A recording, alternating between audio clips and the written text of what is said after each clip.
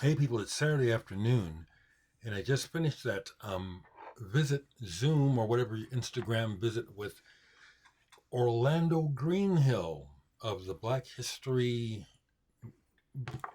of Rock and Roll channel. And it was fantastic. It was a wonderful visit. I'm kind of hyped up from it, which is why I decided to go ahead and get on here. And now let me just see here. There's, if I can, Black History of Rock and Roll. Excuse me. Yeah, so they're oh okay, so it's already up on Instagram. It was live, but you can watch it already on his Instagram um site. And so I'll leave the link here in the description.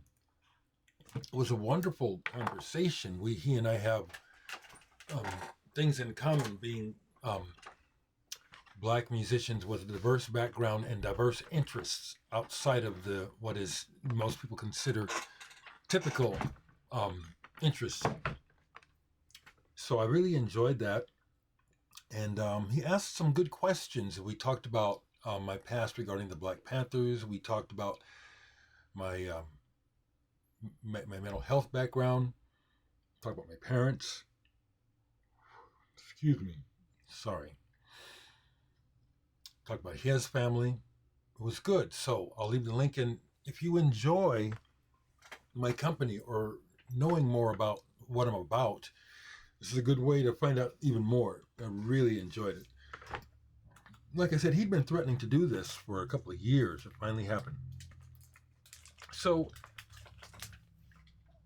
this morning I went to Homer's because yesterday their used update or drop, the used drop video, they showed a couple records that, ooh, I'd like to get that.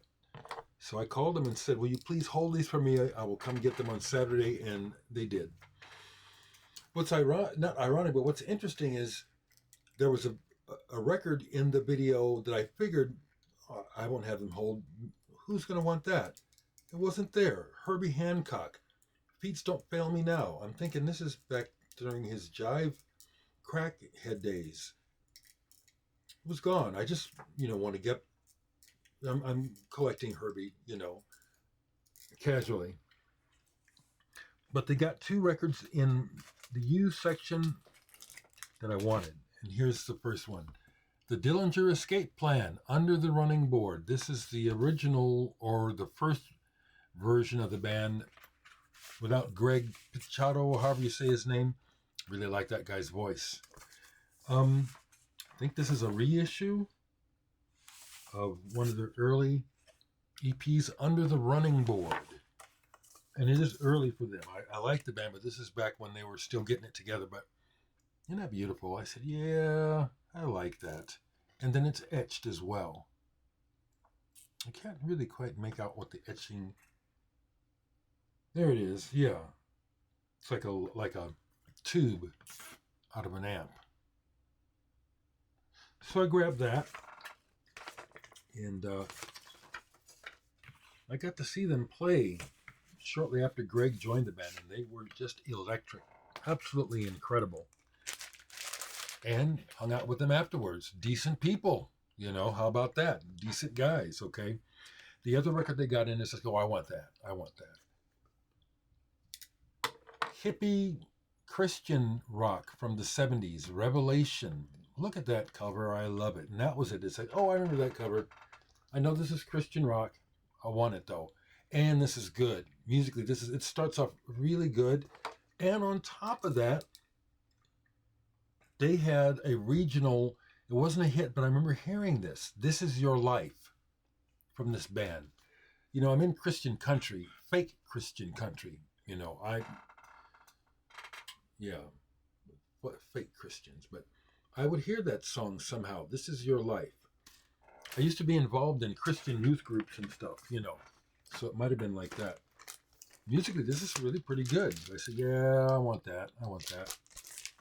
And then looking in the store for anything else, I only saw one other record that had been there for a while. I said, okay, I'll go ahead and grab it. This is a 2023 reissue of this album. I have it on CD. Black Dog Productions. This always reminds me of when I was in Japan, because we listened to a lot of Warp records when I was over there. In particular in the van, when we would travel from Kawaguchiko to Tokyo to work, we would listen to all kinds of stuff, and this always was I enjoyed this in particular. Does some of this stuff sound a bit dated now? Yeah, it does, actually. But so what?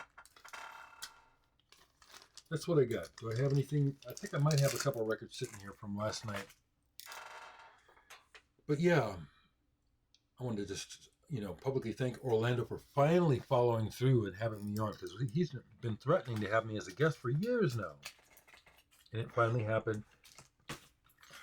Found out that he's related to Little Richard. Here's one more that I got on the used section, and it was like, this is like, I have the main one, Ann Dudley and Jazz Coleman's Sigur Ros of Cinnamon. This is a techno remix, and I kind of thought to myself, this is probably bogus. And it is, but this was only $5. But I won't be listening. I played it, and it's like, whew, this is stinky dated. This is the idea. This is an example of consumer electronics where you're just jumping on a bandwagon, and these remixes are crap. The original of this, though, Jazz Coleman of Killing Joke with Ann Dudley of Art of Noise. It's good. I have that. I have it. Played one side of this morning. The new Sigur Ros album. What is it called? Atta.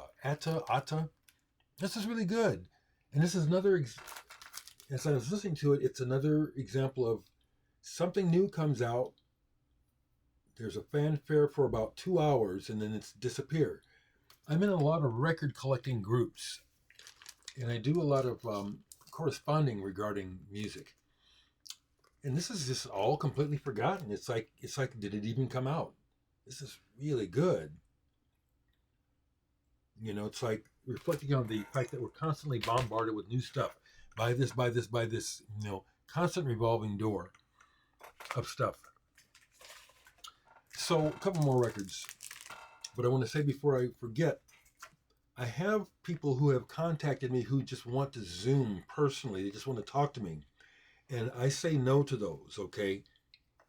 One person got through, and it was enjoyable, but it was like, I thought this was for a channel, but it was personal. And it's like, no. Thankfully, he wasn't nuts, okay? Because of my background, my antenna is up for that. Folks looking for counseling, looking for someone to talk to, I enjoy interacting with people. So if you have a podcast or if you have a music channel, I'd be happy to be a guest. Get a hold of me. A while back when I was doing the Gentle Giant interviews, I had someone contact me and say, we're thinking about having you on. I said, yeah, I'd love it. Never heard back from them. Get a hold of me. Do. Watch the interaction between Orlando and myself today. It'll tell you a whole lot that you can't know about me from just seeing me talk. Watch me interact with other people. Have me on your channel. Okay. This was one where I was almost thinking maybe it's time for it to go, but no. From the early 2000s, this is good. Doves. Kingdom of Rust. Good songs. Heartfelt performances. I think there's a couple brothers in the band. I really agree and know that there's something about familial blood connections when people make art together. It's strong. It's strong. I recognize it. Then I looked this up online thinking, well, just in case I decide to sell it, what's it going for? Geez, what's the deal? It's like $100 for this? Good album, though. Kingdom of Rust. And if I didn't show this, this is from maybe about a week ago. I hadn't gotten put away yet. This is a reissue of this album by the band Apple. And Apple a Day. They have a song that's The Other Side, which is almost like a hit from being on so many compilation albums of 60s freak beat and psych and stuff. generally speaking, the whole album is good except for when they do Rock Me Baby and blues, but this was back in the day when that was the way that you tried to prove yourself. That, we're trying to play the blues. We can sort of do it. Pardon me. Pardon my dandruffy. Shit. This is a good album. As I've said before, like the Beatles. I like the Beatles and the Stones when they do the Beatles and Stones and don't try to copy black people. I have no interest in that whatsoever. Anything else down here? I heard from Thomas Olszewski. Oh, there is. I heard from Thomas Olszewski from Poland, who sent me the this test pressing, Dagadana. I've heard from him. Very cool. So here's another used record. When did I get this? Did I get this? Oh, okay. So I have two. So I've been to Homer's 2 days in a row now. So this is from yesterday, okay? So yesterday I went down looking at the new reissue of the Beatles Red and Blue. Really feeling this Beatlesy stuff, I wanted to get one if they had gotten in the colored vinyl, but they didn't. And apparently we can't get it in I think if they were to order it, it would be like $300. Whereas the black vinyl twofer is $150. And that's what I went down thinking, yeah, I'm feeling it. And then I get down and it's just black vinyl. Not just, but I like the color variants. It's fun for me. I keep saying that, so I didn't get it. But I was down there, and there was one other new reissue that they got in and showed in the new release video. I said, I'll get that. Meshuggah's very first album, Chaosphere, has just been reissued again on their new label, Atomic Fire. They were on Nuclear Blast for a long time. This is really rough. It's obvious it's their first album, the sound of the recording. It's like whoever recorded this could barely capture what they were doing in the studio. It would have been difficult. But already what they're doing is already starting to come into focus. It's like, wow, this is really powerful. And I love this version of it. They always do multiple versions of the vinyl, different color variations and swirls. That looks nice. So I got that, and I got two out of the used yesterday. One, it turns out, is a bootleg. I couldn't tell in the store, but I'm still glad I got it. Never saw this movie, but I was intrigued when it came out because of the music on the soundtrack. Lost in Translation. This has tracks by Kevin Shields of My Bloody Valentine, plus My Bloody Valentine, as well as Phoenix Square, Push Your Death in Vegas, and Sebastian Tellier, and the Jesus Marion Chain. Never saw the movie, not interested in the movie, don't even care. I couldn't tell by looking at it that it's a bootleg until I got home and to put it in my discography and looked it up. And this is a unofficial red vinyl pressing of it. When I got home and saw down at the bottom here, Japanese, writing in Japanese, that's when I first became suspicious because there's no label on here anywhere. So yeah, that's a boot. It's a good quality. It's a decent quality pressing. And I'm glad I got it because the Kevin Shields tracks on here are not My Bloody Valentine, but you can tell it's who it is.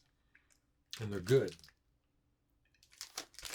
And I got one more. They had another Oneohtrix Point Never album, and they used Age of Bondage. I don't know if that's really the name of this album. My first listen to this is like, this is what I'd heard initially by this guy, where I was thinking, I don't know if I'm really into this. I bought his album Magic, and I really like that. So I'm hoping with a couple of listens that that aspect of this will come out to me. Um, he's working with people like James Blake and Anani on here, and some of that stuff I'm not really, well, I just have to wait for it to hit me, if it's going to hit me. Because the other album, Magic, was the same when I first got it. It's like, I don't know if I like this. And then I played it one day and it's like, ooh, wow, really like this. So, glad to get that. Okay, people. Other than that, happy Veterans Day. It don't even make sense to have a holiday for veterans when so many of them are treated like trash. Veterans, homeless veterans on the street, homeless veterans living under bridges, veterans, who signed up willing to give their lives for us, treated like this afterwards. What the fuck? It don't make no sense to me. My dad was a veteran. I knew I didn't want to do the service. Thank God. But I honor all veterans and those who work in service to the people of the world, not governments. People who sign up with the idea of trying to do the right thing for the people, not for corporations, not for military uh, making big money. So, in that sense, I honor veterans. Take care, people, all right?